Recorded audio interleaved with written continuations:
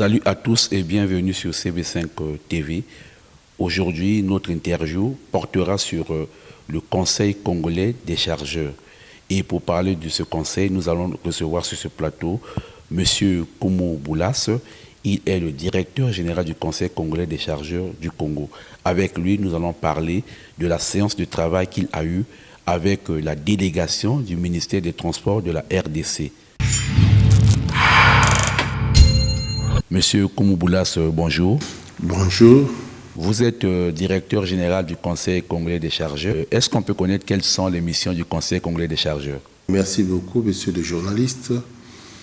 Le Conseil congolais des chargeurs, c'est donc un établissement public à caractère industriel et commercial, créé depuis le 23 février 2000 pour effectivement coordonner les questions d'assistance aux chargeurs et de l'encadrement du trafic au niveau multimodal. Donc, les missions assignées au Conseil congolais des chargeurs, ce sont les missions d'assistance aux chargeurs.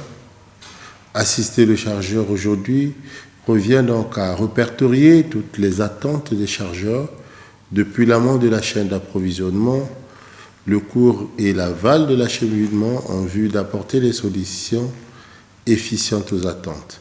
À côté justement des questions d'assistance, nous avons également les questions de l'encadrement du trafic au niveau multimodal. Donc nous encadrons le trafic maritime, le trafic terrestre qui prend en compte le routier, le fluvial et bien entendu le ferroviaire. Donc nous avons des missions de facilitation au niveau finalement des plateformes de rupture de charge, donc au niveau des ports, et bien entendu, au niveau également des corridors.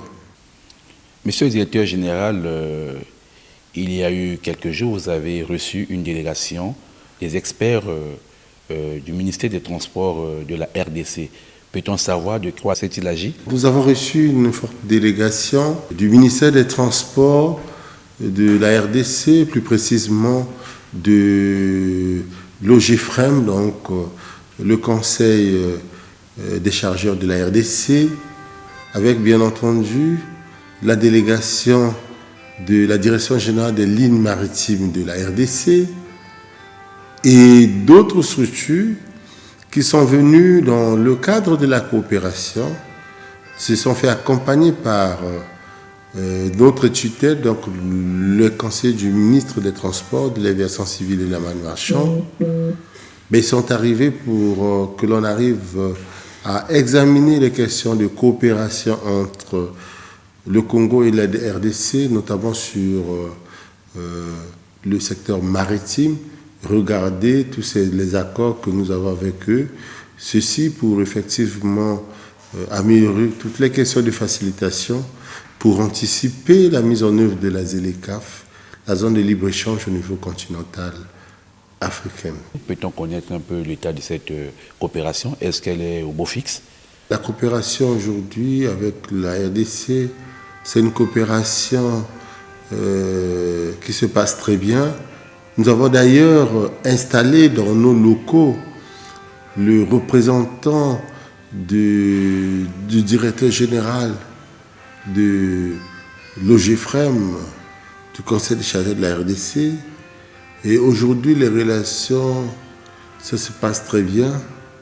Toutes les marchandises à destination de la RDC et qui transitent par le port de Pointe-Noire. Et toutes ces questions pour les besoins de sûreté, sécurité, mais dans le cadre du commerce extérieur de nos deux pays. Monsieur le directeur général, si ma mémoire ne me trompe pas, en novembre 2000, il y a eu un accord entre la RDC et le Congo. Alors, comment faites-vous actuellement pour renforcer cet accord qui date de plus de 20 ans? En tenant compte de la réalité actuelle, où finalement les choses sont en train d'évoluer, nous sommes aujourd'hui à l'heure du printemps de la logistique en Afrique de façon générale, au Congo de façon particulière, à l'heure finalement de la diversification de nos économies autour du secteur des transports et de la logistique. Et les accords qui ont été signés depuis un certain temps méritaient d'être revisités dans le sens effectivement de s'arrimer aux attentes actuelles. Vous savez qu'aujourd'hui, à l'heure de la Covid-19, on est obligé de revoir certaines pratiques en tenant compte de cette pandémie. Donc c'est pour dire que on est en train de les amener dans le cadre de l'amélioration de cet accord. Du point de vue managérial, comment entendez-vous faire, puisque vous êtes vous-même un manager?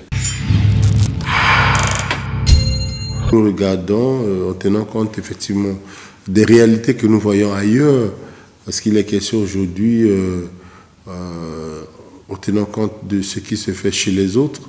Et dans le cas du benchmarking, une fois qu'on a vu ce qui est intéressant, nous avons la possibilité de récupérer et d'améliorer d'autres contours. Mais on se focalise sur ce qui est bien pour qu'on puisse faire avancer les choses. Quel est votre souhait concernant le Conseil congolais des chargeurs et ses rapports avec les conseils frères?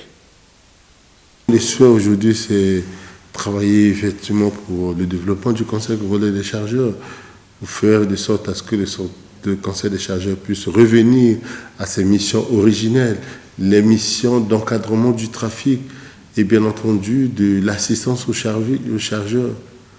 Faire de sorte à ce que nous revenons dans nos missions originelles avec bien entendu tous les aspects liés à la réalisation des infrastructures d'appui aux activités des chargeurs, aussi pour le fait que nous arrivons à mettre en place une politique attractive dans le cadre de l'assistance aux chargeurs.